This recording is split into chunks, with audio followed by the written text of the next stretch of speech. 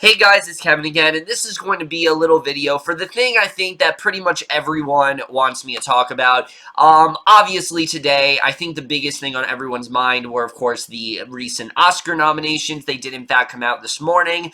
And, of course, as usual, I'm going to basically give you my 2 cents on it. I'm not going to go over every single category or go in any certain order. I'm just going to simply say what I think of the nominations. Do I think this was deserving? What do I think was snubbed? All that great stuff, and let's just get right into it, because I'm definitely very interested in talking about this. And especially this year, because this is really the first year where I've seen basically every Oscar movie I possibly can. I don't think I've ever done that before. Most times there's like one or two I haven't seen that get nominated for Best Picture, before the Oscars come out. But this is the first year I think I've seen all the Best Picture nominations without, before the nominations. And that's actually really impressive. I'm very happy I was able to do that. And, yeah, so right off the bat, that's something that I'm definitely very happy about. So, knowing that, I definitely have a very good idea of what should be nominated, what shouldn't be. Right off the bat, I'll say right now, Florida Project was not nominated. So, before I do get into all the nominations, let me just give you my thoughts overall. As is with every year, obviously I don't think I'm ever going to be 100% satisfied, but I will say this is probably one of the most back and forth, nominations I've had with the Oscars, honestly. There are some here that I am like, yes, I am all for that. That is absolutely the right choice. I am so happy that they got nominated. And then there's some things where I'm just like, why? Why would you pick that out of everything? And, I think, you could say that for a lot of the Oscars, but I don't know, something about this year, like I said, I'm very 50-50 when it comes to a lot of these nominations, and we'll just get right into it. Alright, so I think I'm going to start off with the positives, because I actually do have a lot of positives here. Right off the bat, I think one of the best, nominations, one of the ones that I was most impressed with, was the adapted screenplay category. There was a lot of stuff here I definitely wasn't expecting. Obviously, Call Me By Your Name, I mean, I think everyone expected that to be there. We were going to see, that one. Virtually everything else, though, in this category, I was really surprised by. I mean, obviously, Molly's Game I thought was going to be there, but then you look at the Disaster Artist, and that definitely makes me very happy, obviously. I'm very happy to see Disaster Artist in there. But then, of course, the last two especially surprised me. Mudbound, I didn't think really was going to get much of anything. I thought it was just going to be Mary J. Blige and that was going to be it. But no, it did get an adapted screenplay, and I'm happy for them. I'm glad to see that Netflix is getting some love, even though it is probably not the movie I'd recognize Netflix for. I would have given it to the Meyerowitz Stories.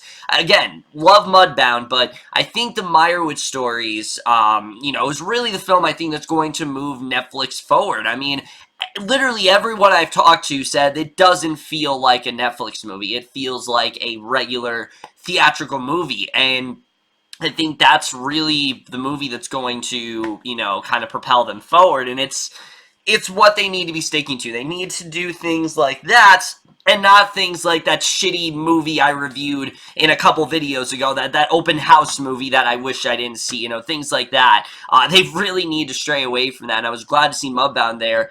But easily the most surprising, I think, for everyone is Logan. I mean, I was really happy to see that here, obviously, but I was dead set on Logan's not getting shit. I mean, sure, you can make the argument that, Heath Ledger was nominated for The Dark Knight. A lot of people say that was just because of him being killed and, him dying, obviously, that year and all that stuff, but I don't think that's necessarily the case. I think they're definitely, it was such an iconic performance, and it was such a star-making performance for Ledger. It kind of just came out of nowhere, and you don't really see that performance a lot, so when you compare that to Patrick Stewart, again, as good as Patrick Stewart was in Logan, is he as good as Heath Ledger? No, I will definitely say that. I don't think, there are many performances in superhero movies that will be on the same level as Heath Ledger. You only really see that once in a lifetime. So I thought for that reason, the only thing we could possibly get was Patrick Stewart, but I like this. I like it was nominated for Adapted Screenplay. Just the fact that Logan got some love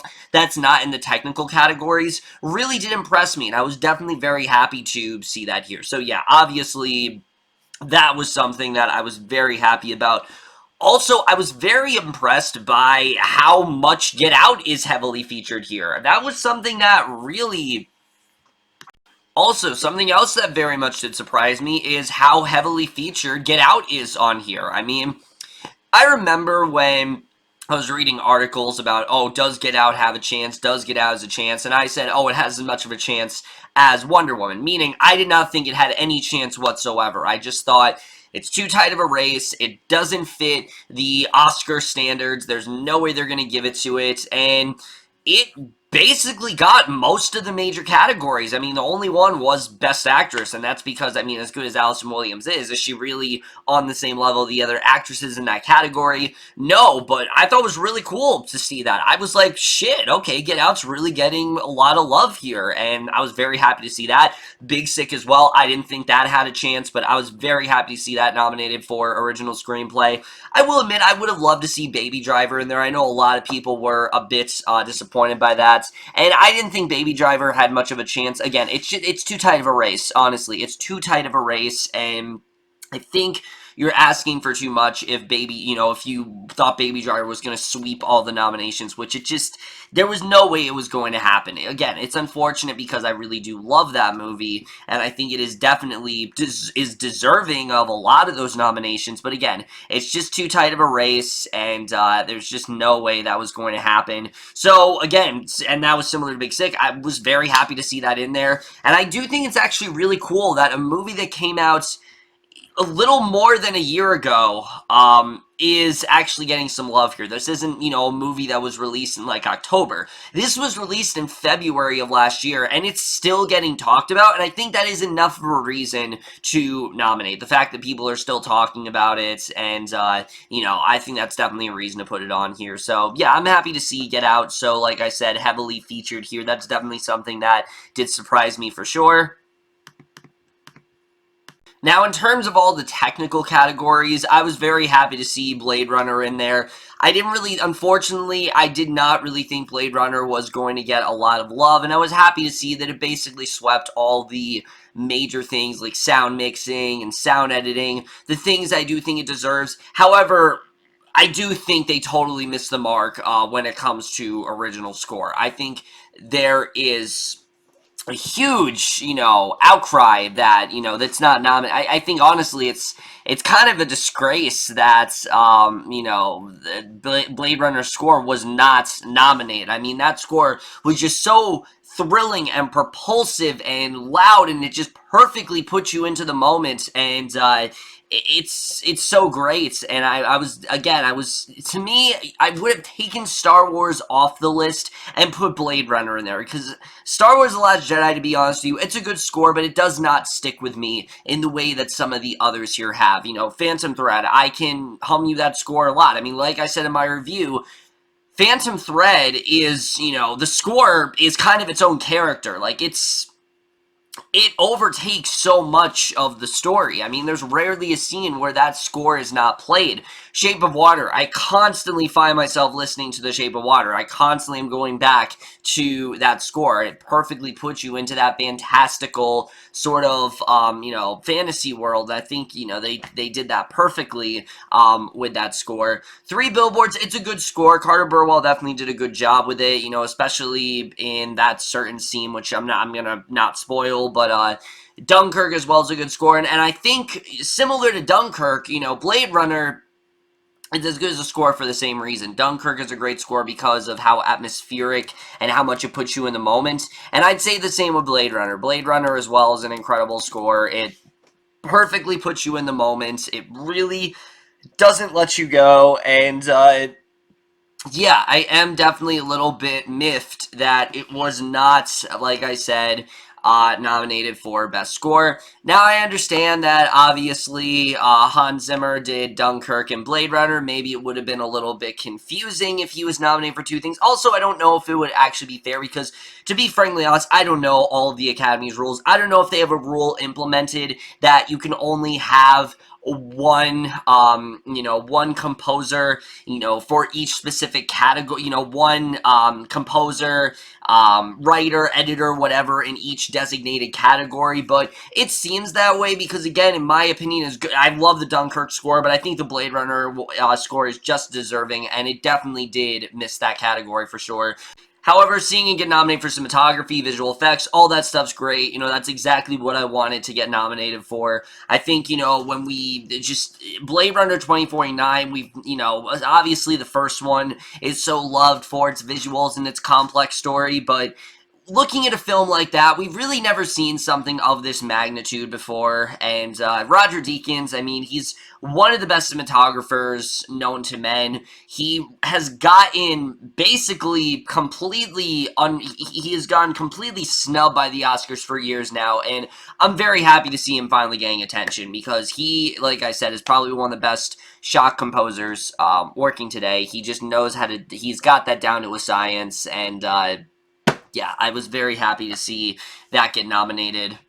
And in terms of animated feature film, I'm a bit conflicted with this one because I did have a feeling that Boss Baby and Ferdinand would get nominated. I don't know, just something about those being nominated. It just doesn't sit well here. It doesn't fit with the rest of these nominations. You could have easily put something else here. I mean, I just, to me, I think the reason for that is because it was such a weak year for animation last year, and there just was not enough good ones to qualify, so they just threw two of them in here.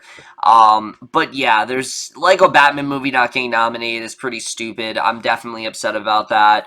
If it wasn't for Coco, that would have been my favorite anime movie of last year, but then Coco came along and, kind of dethroned it quite a bit.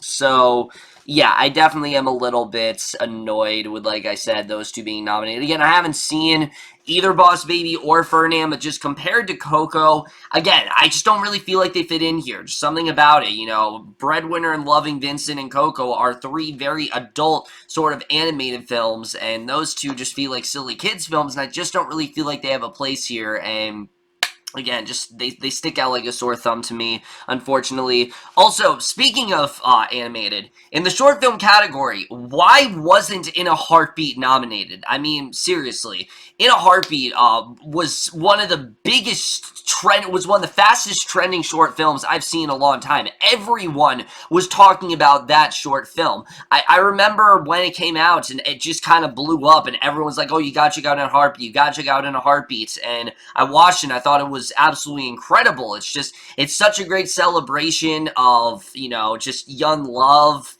and someone expressing their true feelings and, feeling comfortable in their own sexuality. Just a lot of great messages there, all compiled into this 5-minute short, and the fact that it was snubbed, I definitely am very upset about. I have not heard of most of these. The only one I've heard of is Lou, but the other ones I haven't heard of, and yeah, I was definitely upset that they did not put In a Heartbeat there. That definitely did upset me. Also, I love how I take the time to watch Thelma. That's the only foreign movie that I did watch last year. And of course, it does get nominated. The ones that got nominated, most of them I've never even heard of. Fantastic Woman and The Square are literally the only ones I had prior knowledge of. Before these nominations. The Insult, Loveless on Body and Soul, I have no idea what those are. I'm interested in seeing The Square. I've actually heard a lot about that, and maybe I will watch that one before the, the Oscars, but yeah, I'm a little bit, again, that's not really an Oscars problem. I think Thelma is a little bit too out there for the Oscars, to be honest with you. It's a very weird, just very eerie film, and I don't know if it's really fits with the Oscars, but that's just a personal thing. That's not really something I'm gonna get on the Oscars about too much. Costume design, I was happy with that. I was really happy to see Beauty and the Beast in there. Makeup and hairstyling, Wonder got in there. That was cool to see. So yeah, technical stuff. I was happy about. Original song, glad to see, Remember Me, This Is Me, Mighty River from Mudbound, Stand Up for Something from Marshall. I mean, really good stuff overall. Mystery of Love from Call Me By Your Name. I don't really remember that song at all, but I'm pretty sure it's going to go to, This Is Me from The Greatest Showman. I mean, it's been nominated for best soundtrack, like tons of and not nominated. It's been like on the top charts for like 2 straight weeks now. It's been like #1, and I think it's gonna stay that way. So I was happy with that one overall. And then finally, before we do get into some of the negative stuff, I do want to get into the major categories overall, because for the most part, I was happy with these major categories. Like I said, very happy to see the adapted screenplay, original screenplay, love all those, Big Sick, Get Out, Lady Bird, Shape of Water, Three Billboards, all of those deserve to be nominated. I really don't see any problems with that one. Directing, I'm very happy with as well. I was very happy to see Greta Gerwig not get snubbed. Thank you for doing that, because I've said it before and I'll say it again. Lady Bird would not be what it is without Greta Gerwig. Greta Gerwig helmed this entire production. This is kind of a passion project for her. It was loosely based on her life. I mean, she dedicated so many tireless efforts into this film, and to see it get nominated is fantastic. Jordan Peele as well. I'm very happy to see him nominated. That was the one that was most surprising me. I thought for sure Ridley Scott or Steven Spielberg would, but no, Steven Spielberg did not get nominated. That was quite interesting. I thought for sure, just hearing the name Steven Spielberg, you think, oh, he's going to get nominated, but no, Steven Spielberg wasn't, Ridley Scott wasn't. It was kind of cool to see someone like Jordan Peele, who is a first-time director. Actually, most of these are, first-time nominations. Christopher Nolan finally got nominated. For years they have snubbed him, and he finally got nominated, thank God. Paul Thomas Anderson, I think he's been nominated before, but it's cool to see him in there. Of course, Guillermo del Toro, I'm very happy to see him get nominated. I'm pretty sure he's going to win, but again, I'll get to that once we get to the predictions video, which will be much later. So yeah, I'm happy with this one overall. Best actor, best actress. I'm very happy with the best actress, nominations. I'm a little bit upset that they snubbed Jessica Chastain. I will definitely say that. I was quite surprised that they snubbed her. I thought for sure that she would be nominated. I mean, it's Molly's Game. It's Aaron Sorkin. It's Jessica Chastain. It seemed like it was going to sweep all of these nominations, and really, no. It only got, like, one thing, and I was definitely quite surprised by that. I thought for sure Jessica Chastain would be nominated, but no. Meryl Streep kind of took her place, and I'm fine with that, honestly. Most times I'm upset with Meryl Streep, but as I told you, I think The Post is one of her best performances in years, so I definitely think that she deserves that. Margot Robbie, I, Tonya, absolutely. Saoirse Ronan, Frances McDormand, Sally Hawkins, those three are my favorite actresses of the entire, are my favorite actress performances of the entire year. This was such a strong year for actress performance that it was hard to cram everyone in there, and I did think they did, a good job with the nominations there overall. Actor supporting role, it's kind of like rinse and repeat from the Golden Globes. In fact, I think it's the exact same 5 nominations from the Golden Globes. Correct me if I'm wrong, but William Dafoe, Woody Harrelson, I don't believe was in there. That's the only one. Richard, which I was surprised Woody Harrelson did. He hasn't really gotten talked about a lot, and he's in there. And as much as I did love Woody Harrelson in that film, I think Michael Shannon should have been in there. I mean, again, I love Richard Jenkins, I really do, but come on, Michael Shannon was so amazing in The Shape of Water. I mean, he's one of those villains where you're able to get behind him, you're able to understand, and he's such a despicable character, but you're able to get into his head, you're able to understand him, and again, it's because of how great Shannon is in the role, and Richard Jenkins, I think you could take him off and put Michael Shannon on there, or take Woody Harrelson off, but again, I think it's just the case of it can only be one performance per film, and I think we definitely see that here. Very happy to see that the only thing the Flora Project got nominated for was William Dafoe. I think that's very deserving. I think he did do a very strong job in that film. To be honest with you, the more I think about the movie, the more I begin to really dislike it and really find a lot more things I can't stand about that film. But I'm happy to see that it's not getting a lot of love. I'm very happy to see that. I was very worried that it would be nominated for Best Picture, and I'm happy to see that because I don't have to worry about it winning. That's something that I was dreading, and I'm glad to see that William Dafoe is the only thing it's nominated for. I think that definitely is deserving for him. Christopher Plummer, all the money in the world. It's still incredible. I can't believe that movie is actually as good as it is, especially, when they were literally doing reshoots like last month. It's crazy to think about, but they were. Sam Rockwell, obviously very happy to see. Now, for actress in a supporting role, I knew Mary J. Blige had been nominated. Once again, I don't know why she's the one getting nominated. Why not Garrett Hedlund? Why not Jason Mitchell? Those two were the standouts for me. Carey Mulligan, even, I think, has more, deserves it a little bit more than Mary J. Blige. Don't get me wrong, Mary J. Blige was great, but those three, to me, were the standouts of the film. I think they absolutely killed it, especially Garrett Hedlund and Jason Mitchell. Their bonding being my favorite element of that film, as you guys know. Allison Janney, very happy to see her in there. Of course, Laurie Metcalf, Octavia Spencer. Then we have Leslie Manville in Phantom Thread, and this really surprised me because, again, as much as I did like Leslie Manville, she was the only character I didn't really connect to personally in that film. I think Vicky Krieps deserves it more. I really do. I think Vicky Krieps honestly kind of stole the show in Phantom Thread. She honestly kind of stole it from Daniel Day-Lewis. She really did. Daniel Day-Lewis was fantastic, don't get me wrong, but I think she kind of upstaged him, and the fact that Leslie Manville's there and not Vicky Krieps is very interesting. I don't know why they picked her, honestly. I mean, she was fine. I thought she did an incredible job in the film for sure, but Vicky Krieps, I mean, that one monologue she has, that one scene at dinner, you guys know what I'm talking about, that is reason enough to nominate her. I think they really messed up with that one. Again, Leslie Manville's fantastic, but Vicky Krieps absolutely should have been nominated and was very horribly snubbed, and no one's really talking about that, and I feel like they should. Alright, so now we get to the last two major categories, and here's where we get a little bit more on the negative side. Best Actor, I do like the people who are nominated, Timothy Chalamet in Call Me By Your Name, Daniel Day-Lewis, Daniel Kaluuya, Gary Oldman. Those are all great, but then I'm sitting there and I'm like, why haven't I heard James Franco? What's going on with James Franco?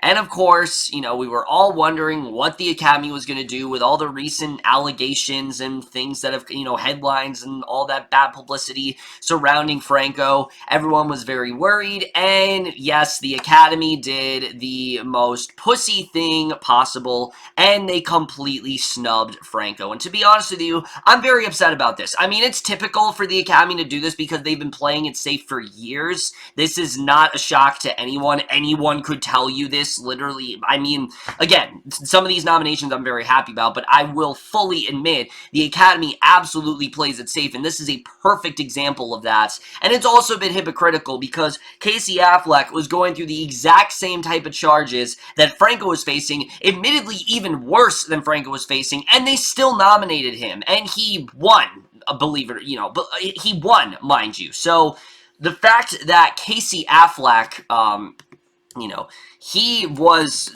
completely fine. Why is James Franco not? Because, again, with Casey Affleck, it was pretty much confirmed, while James Franco, it's very up in the air as to whether or not he actually did, what they said he did. So, yeah, it's just...